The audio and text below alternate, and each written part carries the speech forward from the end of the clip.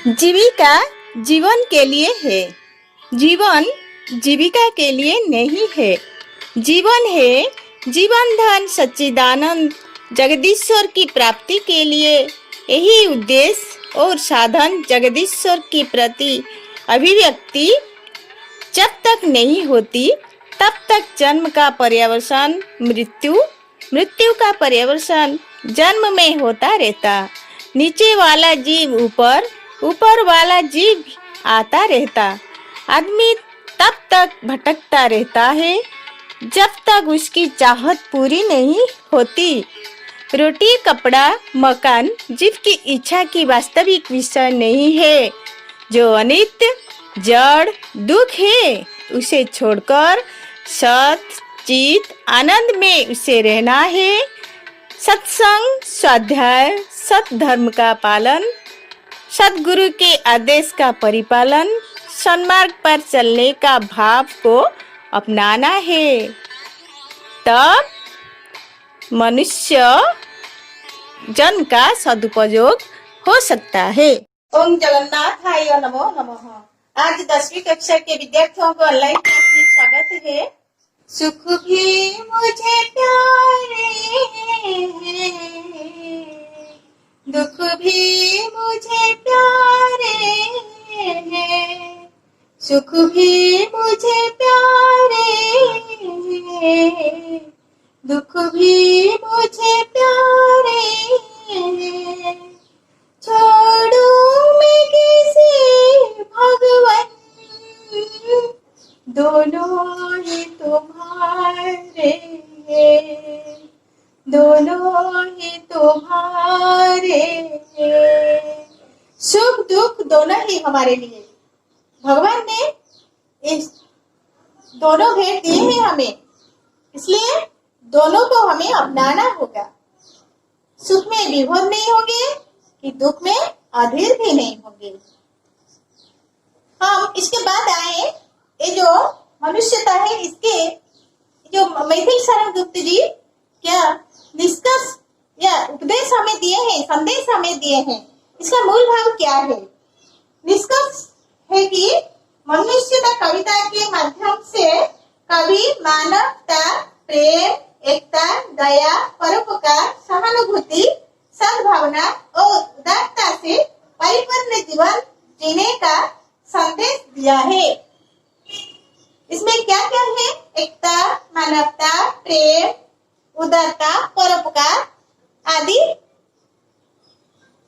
मानवीय गुणों को हम अपने जीवन में काम लगाने के लिए भगवान ने अच्छे अच्छे गुण हमें दिए हैं।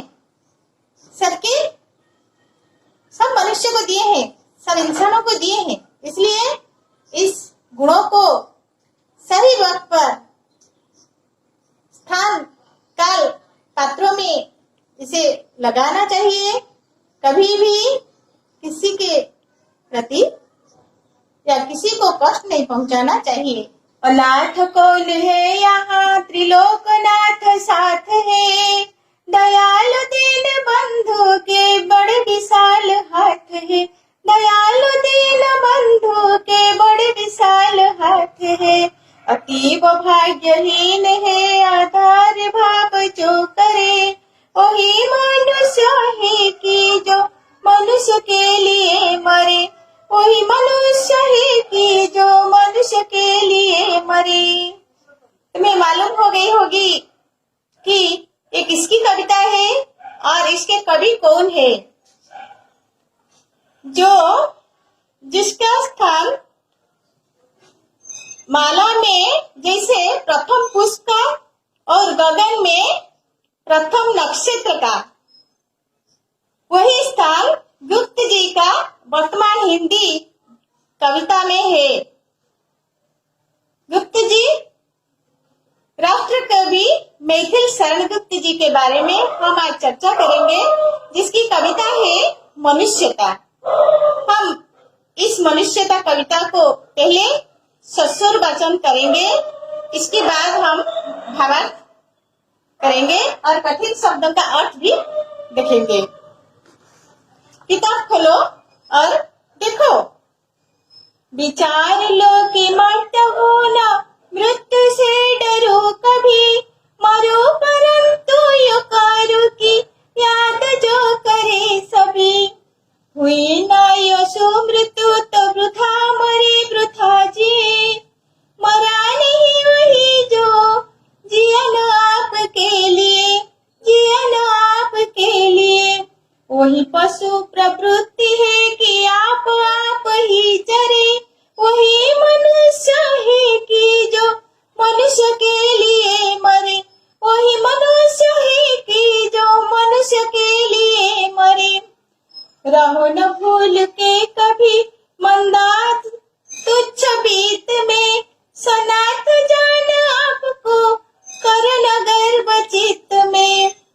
अनाथ कौन है यहाँ, त्रिलोकनाथ साथ है।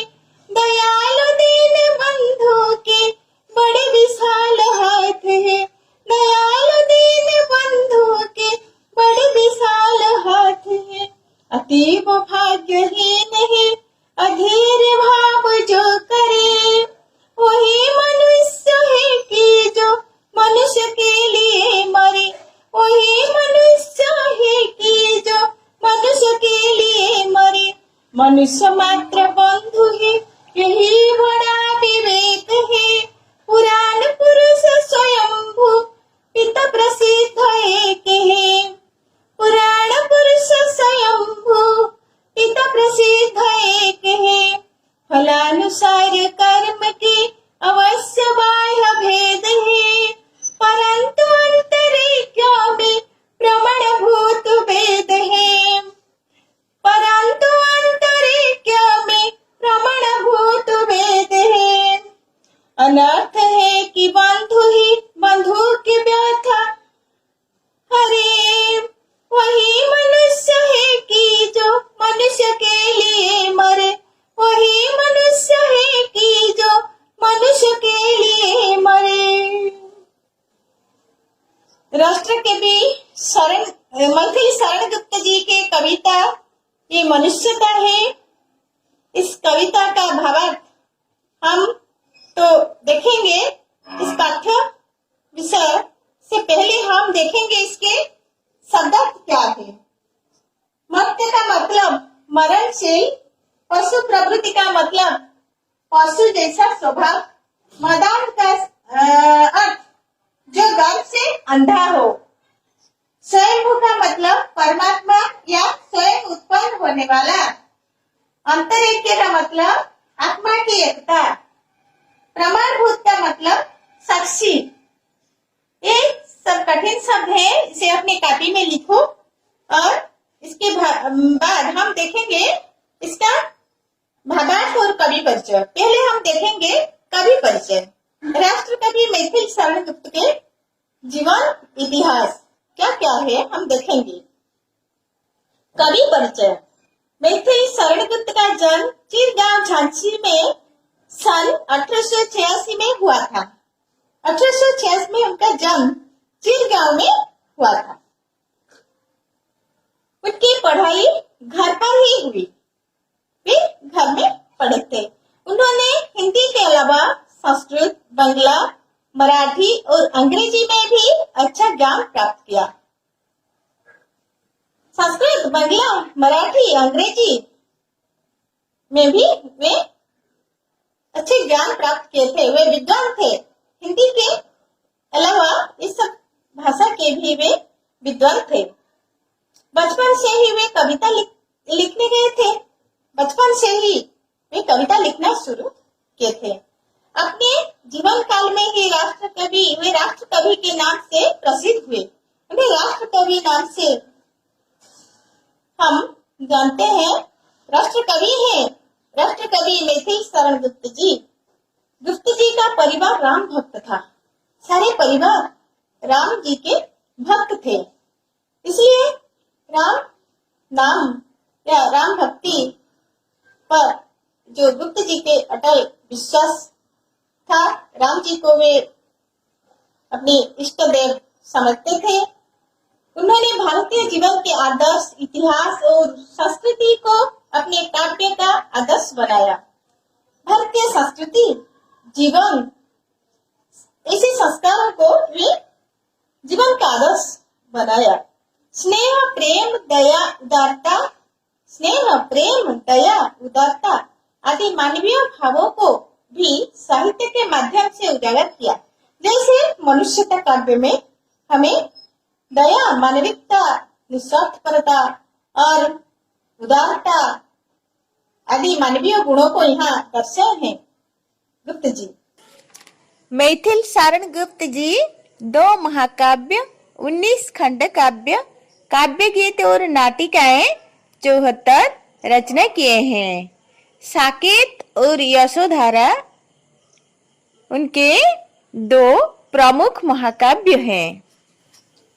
हम इसके बाद आएंगे जो कविता के पंक्तियों में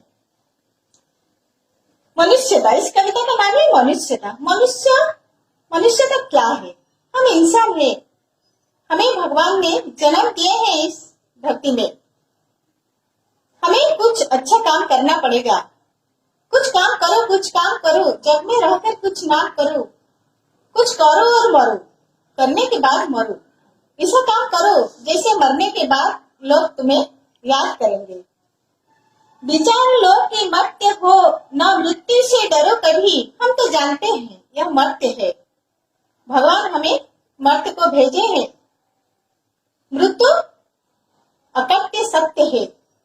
जो जन्म होता है उसे मृत्यु अवश्य होती है, इसलिए मृत्यु ध्रुव सत्य है, हमारे लिए सत्य है।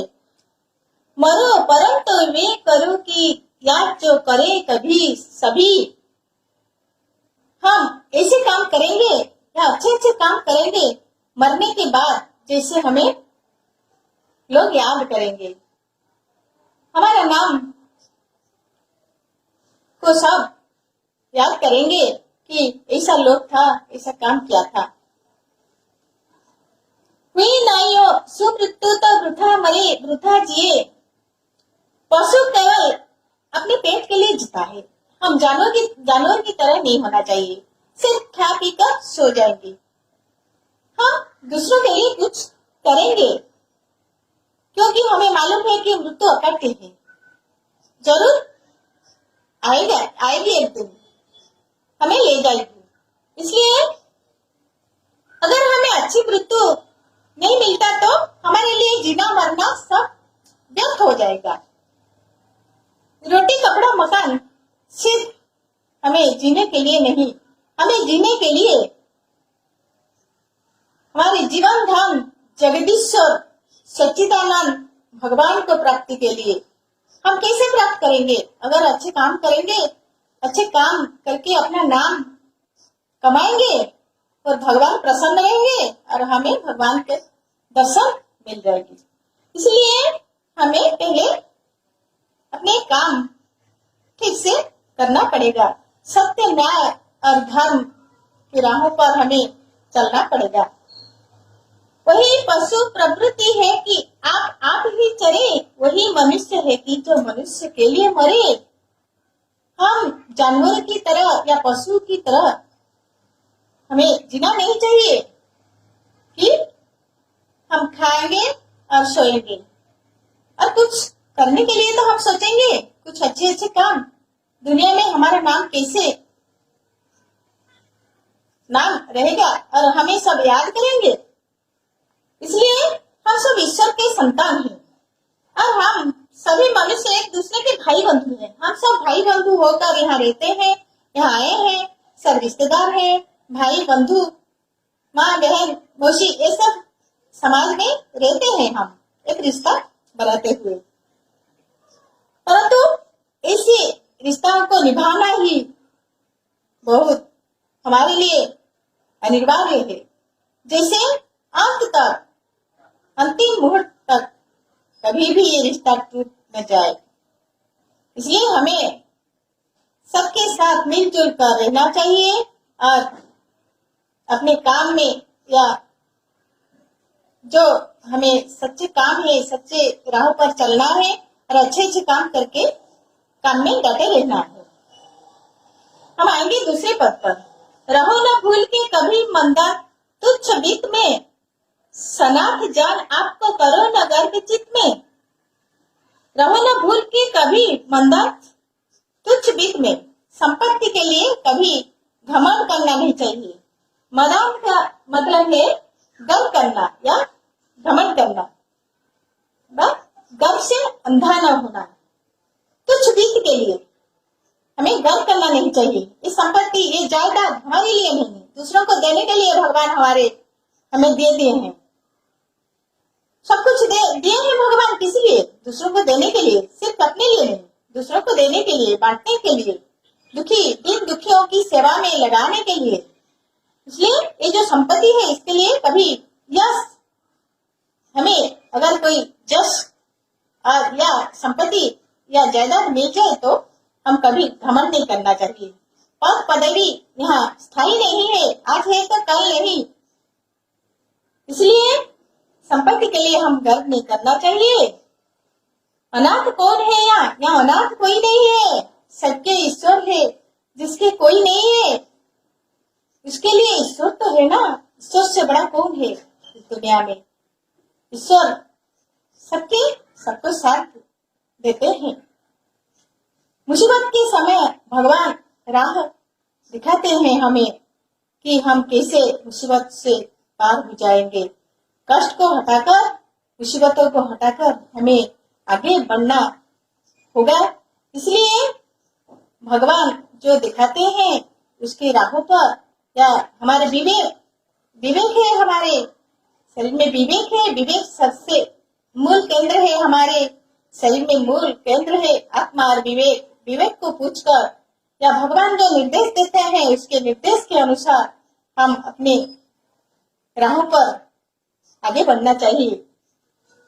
अनाथ कौन है यहाँ त्रिलोकनाथ साथी, सबके सहारे हैं भगवान, सबके सहारे हैं। सुख भी मुझे प्यारे हैं, दुख भी मुझे प्यारे हैं, सुख भी मुझे प्यारे हैं, दुख भी मुझे प्यारे हैं।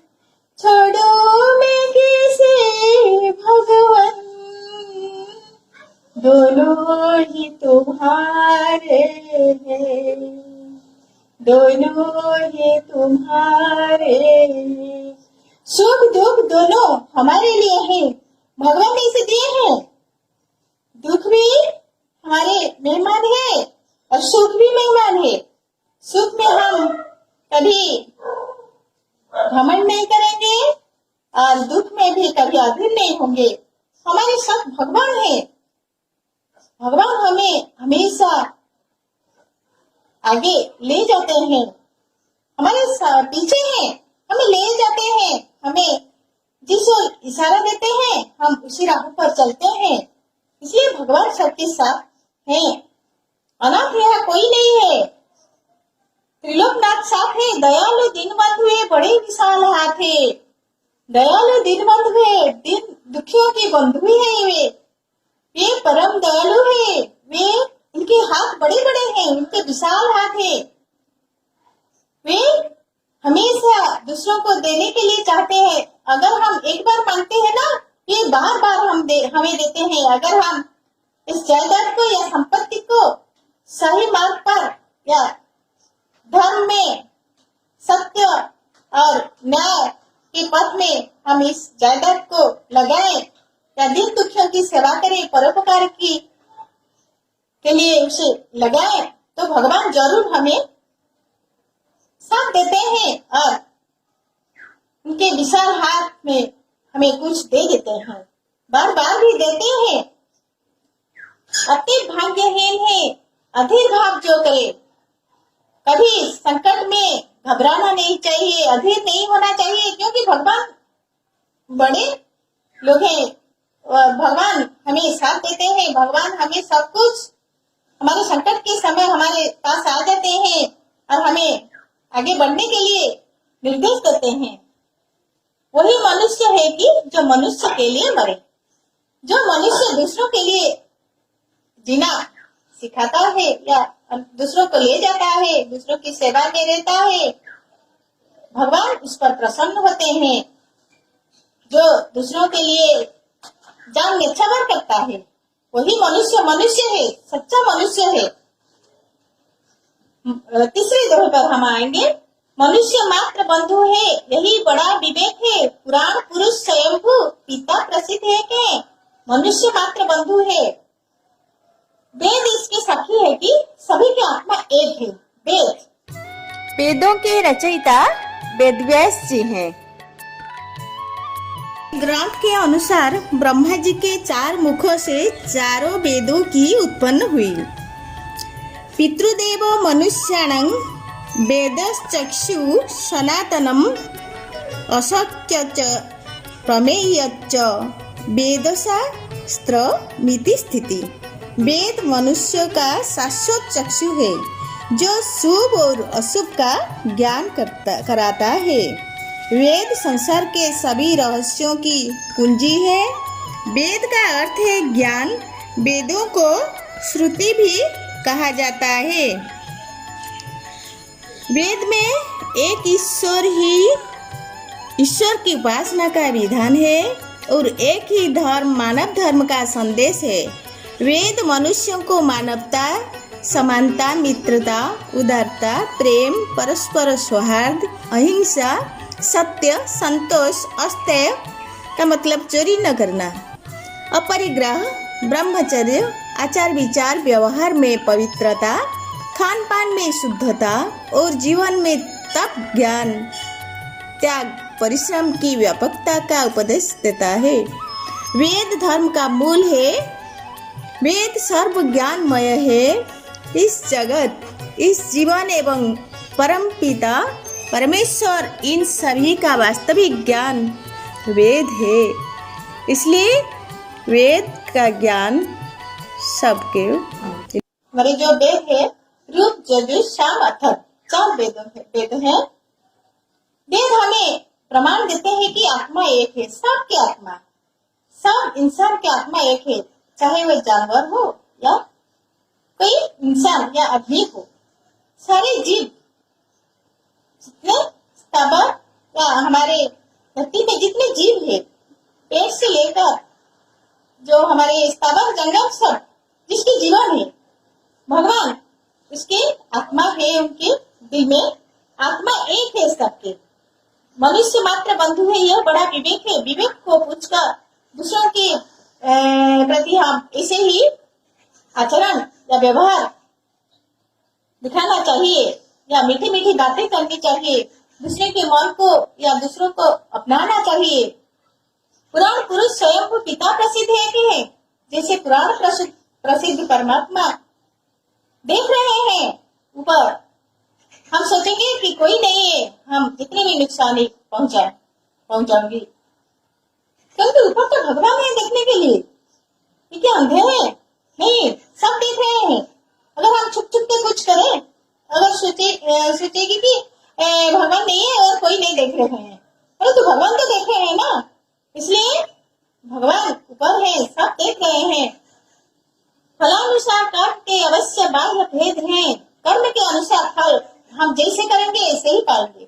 जैसी करनी ऐसी भरनी, हम जैसे बोलेंगे ऐसे ही बैठेंगे। तुम जैसे अगर मेहनत नहीं करोगे तो सफलता कैसे पाओगे? अगर मेहनत करोगे, पाठ पढ़ोगे तो अच्छे रिजल्ट पाओगे या सफलता मिलेंगे तुम्हें।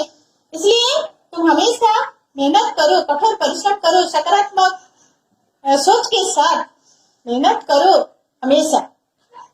फलानुसार कर्म है, कर्म के अनुसार फल। तुम नहीं पढ़ोगे तो पास नहीं हो पाएंगे। इसलिए हमेशा पढ़ना है। परंतु अंतरिक्ष में प्रमाणभूत वेद है। वेद साक्षी है कि सबकी आत्मा एक है। किसी की आत्मा को कष्ट नहीं पहुंचाना चाहिए कोई, क्योंकि भगवान ने जन्म दिए हैं। सबके अपने अपने अधिकार है। हमने हाथ पैर सब कुछ दिए हैं, बुद्धि दिए हैं दिमाग में सोचने के लिए। हम सोचकर कोई भी काम को कर सकते हैं। अगर हम मेहनत करेंगे, आलसी होकर जीवन यापन करेंगे तो क्या कोई आकर हमें खिला देंगे? नहीं, हमें मेहनत करना पड़ेगा। फलानुसार कर्म के अवश्य बाह्य भेद है, परंतु अंतरिक्ष में प्रमाणभूत वेद है। भगवान वेद या पुराण शास्त्र सब लिखे हैं या हमें दिए हैं। इसलिए साधु सज्जन के साथ हम उनके मुंह से कुछ नीति वाणी को अपनाएंगे और सुनेंगे और उनके बातों के अनुसार, उनके नीति नियम के अनुसार हम अपने राहों पर, उनसे दिखाते हुए राहों पर हम चलेंगे। अनर्थ है कि बंधु ही ना बंधु की व्यथा हरे, वही मनुष्य है कि जो मनुष्य के लिए मरे। भगवान सभी, जो भगवान को हम विश्वास करते हैं, क्योंकि पुराण पुरुष परमात्मा ऊपर है, सब देख रहे हैं, हम सब विश्वास कर रहे हैं उन्हें। इसलिए हमें किसी को दुख पहुंचाना नहीं चाहिए कभी भी। और हम भगवान साक्षी हैं, देख रहे हैं सब कुछ, इसलिए किसी की आत्मा को कष्ट नहीं पहुंचाना चाहिए। यह है तीसरे दोहे का भावार्थ। हम उसके बाद तुम्हें कुछ सवाल मैं इस किताब से तुम्हें गृह कार्य में करने के लिए दूंगी, और इसके बाद कुछ जो समीक्षा करूंगी, फिर एक बार समीक्षा करूंगी। तुम ध्यान से सुनो और ठीक समय पर तुम सही वक्त पर पढ़ना। घर में कभी भी समय बर्बाद करना नहीं, क्योंकि परीक्षा बहुत सामने है, तुम्हारे सामने है। अगर अभी छुट्टी है तो विद्यालय नहीं जा पाए हो, इसलिए जो 1 महीने या 2 महीने के बाद, कोरोना के बाद हम मिलेंगे जरूर, और हमारी पढ़ाई शुरू हो जाएगी। इसलिए अब से तुम मेहनत करो, और हमेशा जो कठिनाइयां है, पढ़ते पढ़ते जो कठिनाइयां है ना, तुम कमेंट बॉक्स में डाल सकते हो, या कांटेक्ट कर सकते हो, या फोन में मुझे पूछ सकते हो। इसमें कोई घबराने की बात नहीं। ध्यान से सुनो विद्यार्थियों, मैं गुप्त जी के मनुष्यता कविता को फिर से समीक्षा कर रही हूँ। मनुष्य का शरीर नश्वर है और आत्मा अमर है। कवि कह रहे हैं कि हे मनुष्य, तुम्हारा शरीर तो नश्वर है, जीवन क्षण भंगुर है। गंभीरता से विचार करो, श्रेष्ठ जीवन के पल कैसे बीतते हैं। अधिकांश लोग अहम, लोभ, मोह आदि के खिलौने बनकर प्रभु प्रदत्त जीवन के अमूल्य पल निरर्थक ही गुजरते हैं। मृत्यु संभवतः मानवीय वरदान में सबसे महान है। इसलिए इस कविता में कवि कह रहे हैं कि मनुष्य को महान बनने की प्रेरणा दी गई है। कवि कहते हैं, जिसने इस धरा पर जन्म लिया है, एक न एक दिन अवश्य मरेगा। इसलिए हमें कभी मृत्यु से नहीं डरना चाहिए। हम ऐसे मरें कि मरने के बाद भी अमर हो जाएं। यदि हम जीवन भर सत्कर्म नहीं करेंगे तो हमें अच्छी मृत्यु नहीं मिलेगी, अर्थात मरने के बाद कोई याद नहीं रखेगा। जो व्यक्ति दूसरों के काम आता है वह कभी मरता नहीं, क्योंकि वह कभी भी अपने लिए नहीं जीता है। पशु जिस प्रकार अपने आप मरते रहते हैं, उसी तरह की प्रवृत्ति मनुष्य में भी कई बार दिखाई देती है, जो ठीक नहीं है। मनुष्य को तो मनुष्य की मदद करने में प्राण दे देना चाहिए। संपत्ति के लोभ में पड़कर हमें गर्व से नहीं इठलाना चाहिए। कुछ अपने मित्र और परिवार आदि लोगों को देखकर भी अपने को बलवान नहीं मानना चाहिए, क्योंकि इस संसार में कोई भी अनाथ या गरीब नहीं होता। यहाँ कोई भी अनाथ नहीं हो सकता, क्योंकि ईश्वर जो तीनों लोगों के नाथ हैं, वे सदा सबके साथ रहते हैं, क्योंकि ईश्वर दीनबंधु हैं, गरीबों पर दया करने वाले भी हैं, परम दयालु हैं, विशाल हाथ वाले हैं, अर्थात वे सबकी मदद करने के लिए सदा तत्पर रहते हैं। जो अधीर होकर अहंकारी बन जाते हैं, वे तो सच में भाग्यहीन हैं। मनुष्य तो वही है जो मनुष्य की सेवा करे और उसके लिए मरे। मनुष्य के लिए प्रत्येक मनुष्य बंधु है, परम मित्र है। इसे हमें समझना होगा, यही हमारा विवेक है। एक ही भगवान हम सबके पिता हैं, वे पुरातन प्रसिद्ध पुरुष हैं, वे ईश्वर हैं। यह तो सत्य है कि हमें अपने कर्म के अनुरूप फल भोगना होता है। इसलिए बाहरी तौर पर हम भले ही अलग अलग दिखाई देते हैं, पर अंदर से एक हैं। हम में आंतरिक एकता है। वेद ऐसा ही कहते हैं। समाज में अनर्थ तब होता है जब मनुष्य दूसरे को अपना बंधु नहीं मानता है। मनुष्य को ही मनुष्य की पीड़ा को दूर करना होगा। इसलिए सही मायने में मनुष्य वह है जो मनुष्य के लिए मरता है। यह मनुष्यता कविता का भावार्थ है।